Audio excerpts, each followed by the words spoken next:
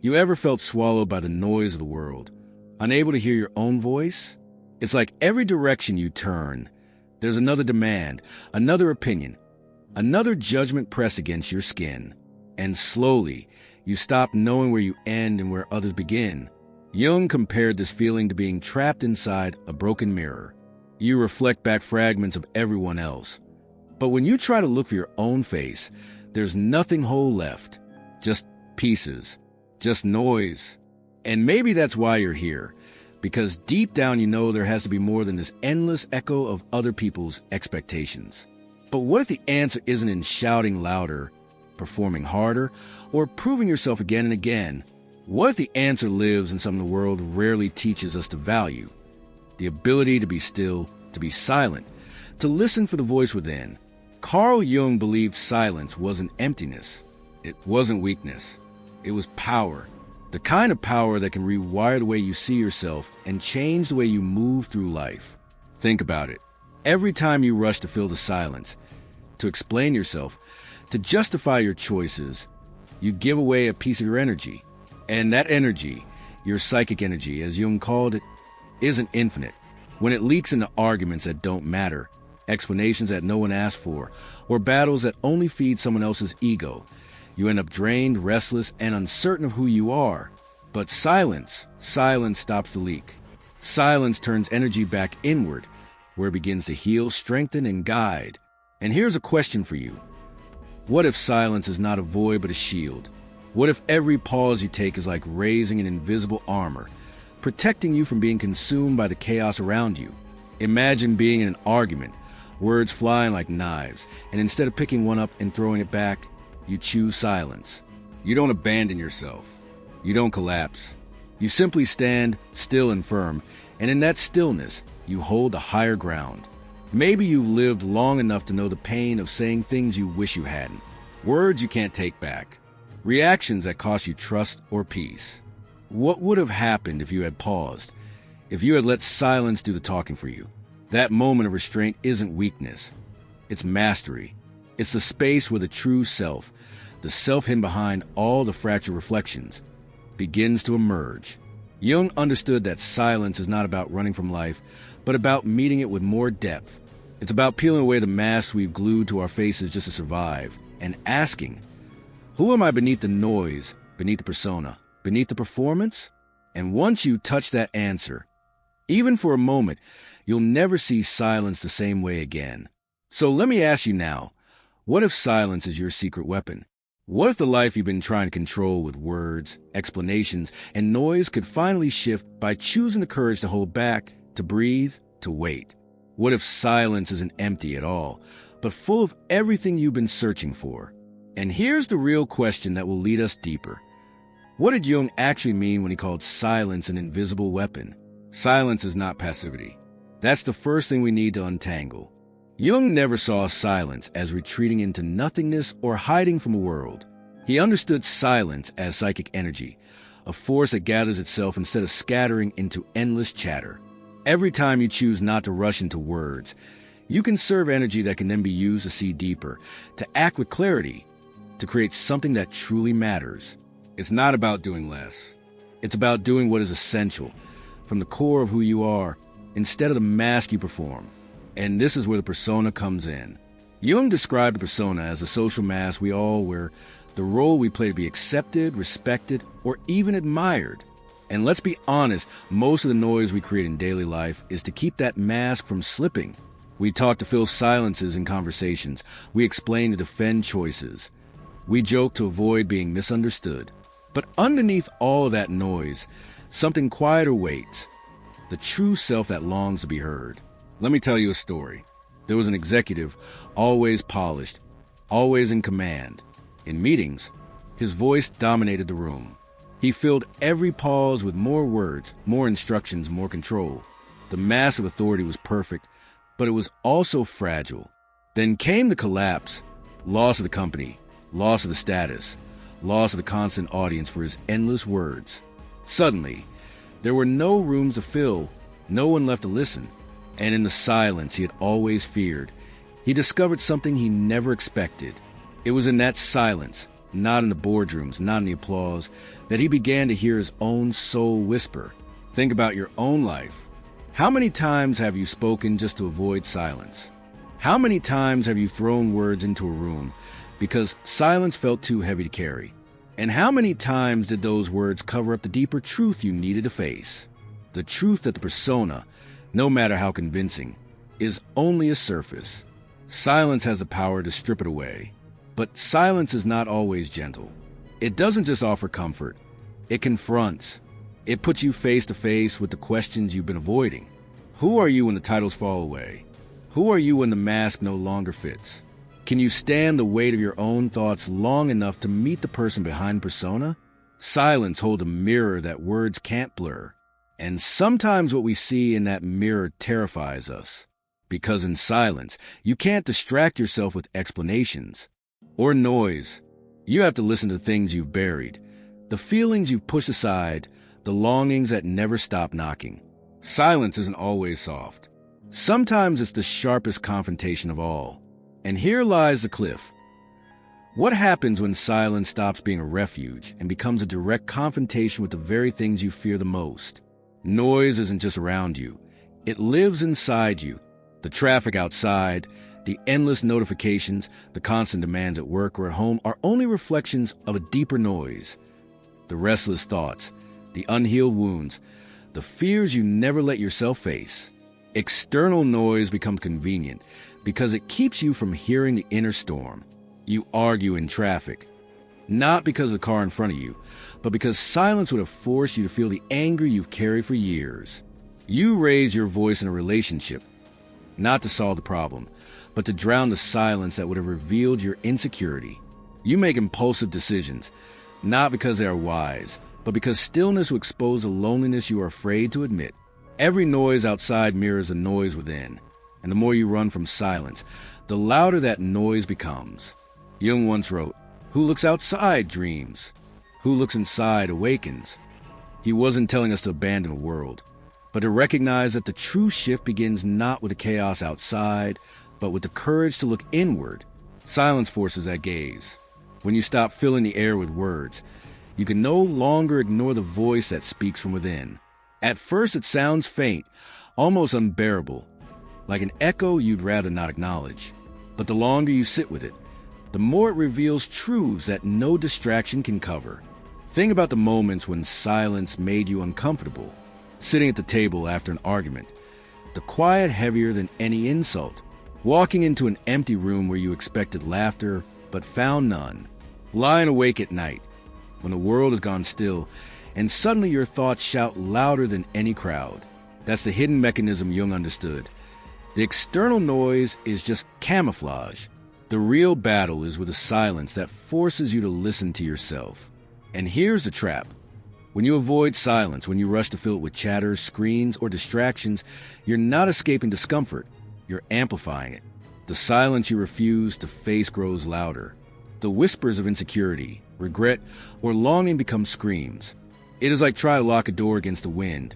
The harder you push, the stronger it pounds. So ask yourself, how many times have you chosen noise over truth?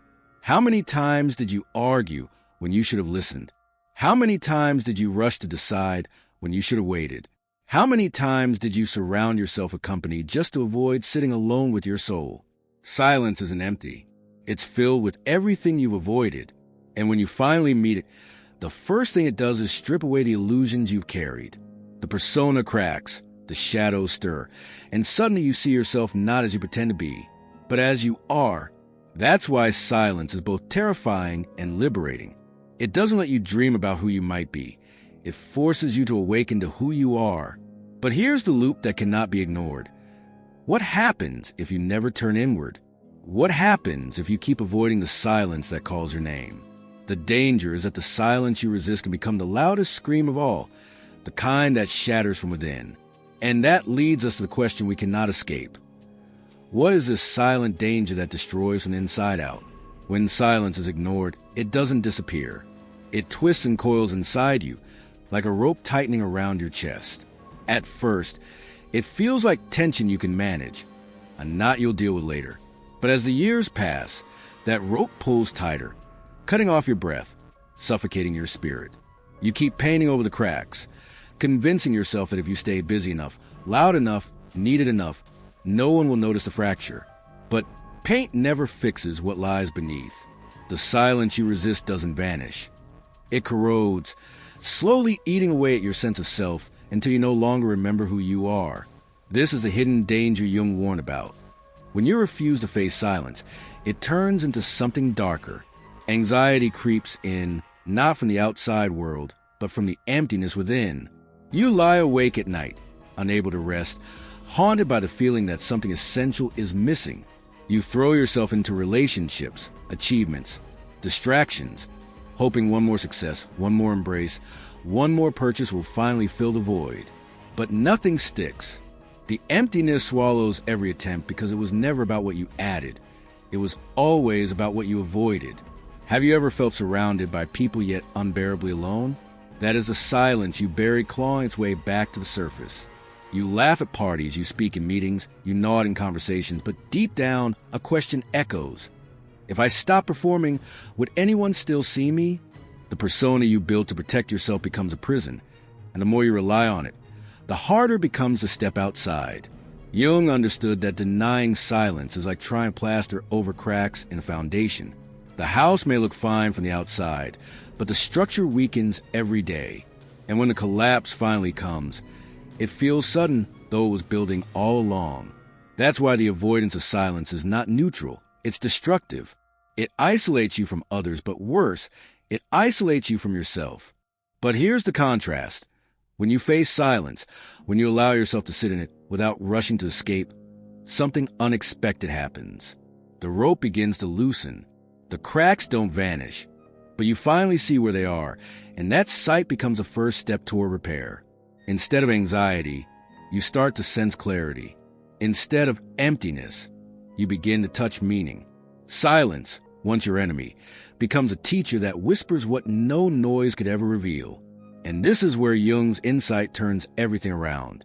He realized silence is not an abyss meant to swallow you whole. It is not a void that leaves you lost. Silence, if you dare to enter it, becomes something far greater. It becomes a map, the hidden compass that guides you back to yourself, back to the center you thought you had lost forever. But how can silence, which feels like absence, transform into a guide that leads you home? Jung called the journey back to ourselves individuation, the process of becoming whole, of no longer living as fragments scattered by noise, fear, or masks. And like any path, it begins with steps that are simple but not easy. The first is recognition. You cannot change what you refuse to notice. Recognize the noise inside you, the restless thoughts that keep you awake, the constant need to explain yourself, the pressure to perform. Recognition is like turning on a light in a cluttered room. The mess doesn't vanish, but now you see what's there, and that sight alone is powerful.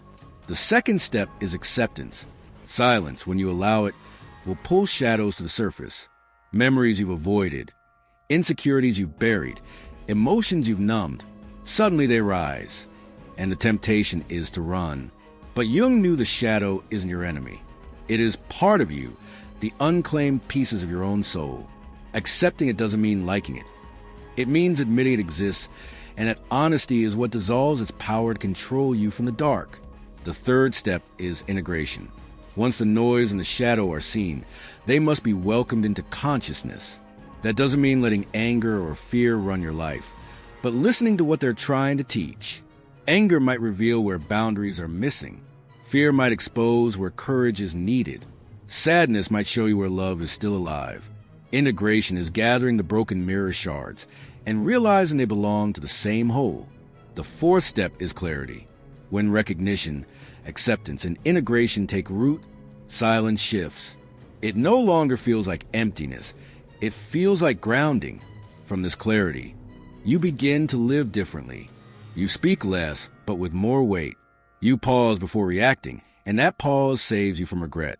You walk without headphones, and suddenly the rustle of leaves feels like a conversation with the world. You write down your thoughts in the quiet, and patterns emerge that you never saw before. You practice saying no, calmly but firmly, and discover that peace often begins with a single boundary. And here's the beauty. This is not about withdrawing from life. It's about meeting it with deeper presence. 5 minutes of intentional silence each morning can do more for your soul than hours of constant noise. 5 minutes of listening, of being, of breathing without needing to perform. What might shift if tomorrow you gave yourself just that? So the map is here. Recognize, accept, integrate, live. These are not steps to rush, but rhythms to embody. And each time you walk them, the rope around your chest loosens. The cracks in your foundation begin to heal. The fragments of the mirror slowly piece back together. But before you walk too far down this path, Jung offered a warning. Transformation is powerful, but it is not free from danger. There are hidden traps along the way, subtle, seductive, and easy to fall into if you're not aware. What are these silent snares that can sabotage your growth before it even begins? Every path of growth carries hidden traps, and the journey into silence is no exception. Jung warned that what liberates can also seduce, twisting into new disguises for the very illusions you thought you left behind. The first trap is ego inflation. Once you discover the strength silence gives, it's easy to believe your silence is superior, that you now hold a secret others don't. Suddenly, the silence that was meant to humble becomes a pedestal. But silence that feeds pride is no longer silence. It's noise dressed in stillness. The second trap is isolation. Some use silence not as a space for renewal, but as an escape. They withdraw, wall themselves off, avoid the friction of life under the excuse of being silent. But real silence doesn't disconnect you from the world. It connects you to it more deeply. If your silence builds walls instead of bridges, you've turned it into exile rather than refuge. Then comes the savior complex. Silence can give a sense of clarity so sharp that you begin to think you alone see the truth, that your role is to fix, rescue, or enlighten everyone else. But that's just another mask. Jung would remind us that true transformation is lived, not preached. The power of silence is not in correcting others, but in embodying peace. So real it speaks louder than words. And of course, there's regression. The emptiness silence reveals can be terrifying. Many run back to the old noise, arguments, distractions, endless scrolling, because the silence feels too heavy to carry. This is the moment when transformation is most at risk, when the rope you've begun to untie suddenly tightens again. History shows us both extremes. Think of Nietzsche, whose brilliance turned inward without balance, his voice consuming itself until it broke his mind. The storm of inner voices without grounding in silence destroyed him. Contrast that with Meister Eckhart, the mystic who embraced silence not as withdrawal but as union, with himself, with the divine, with life. In him, silence became not madness but freedom. The difference wasn't genius or intelligence. It was the way silence was met, with humility, not pride, with openness, not escape. So as you walk this path, ask yourself, is my silence building depth or walls? Is it freeing me or binding me to new illusions? Because silence is never neutral. It either guides you back to yourself or becomes another mask, another form of noise hidden under quiet. And here is where the real mystery begins. Because once you recognize these traps and move through them, something extraordinary unfolds. Silence stops being absence, stops being battle, and transforms into something luminous. It becomes rebirth, the soil where a new self rises. But what does this rebirth feel like? How does silence, once feared, become the ground of your new beginning? And here we arrive at the turning point, the moment when everything hidden finally takes shape. Silence, once feared as emptiness, reveals itself as fullness. It is not the absence of sound, but the presence of depth. It is not the void you thought would swallow you whole. It is a soil where the truest parts of you are planted, nurtured, and called to life. Think of a seed. Buried in the dark, it looks like death, like nothing is happening. The world above cannot see the struggle beneath the soil, the breaking, the pushing, the silent transformation. And yet, in that hidden stillness, the seed gathers strength. Its roots push downward, its stem strains upward, and one day, it breaks through the surface. What was once unseen, silent, and small becomes visible, alive, undeniable. This is what silence does for your soul. It is the dark soil of your rebirth. In silence, the masks fall. You no longer need to be the version of yourself you built to survive. You don't need to wear the executive mask, the strong mask, the pleasing mask, or the perfect mask. You realize those masks never defined you. They only hid you. In the quiet, the mirror no longer reflects fragments. It reflects your whole self, raw and true, connected to the essence that was always there, waiting. And this is the gift Jung pointed us toward. Individuation, the becoming of who you truly are.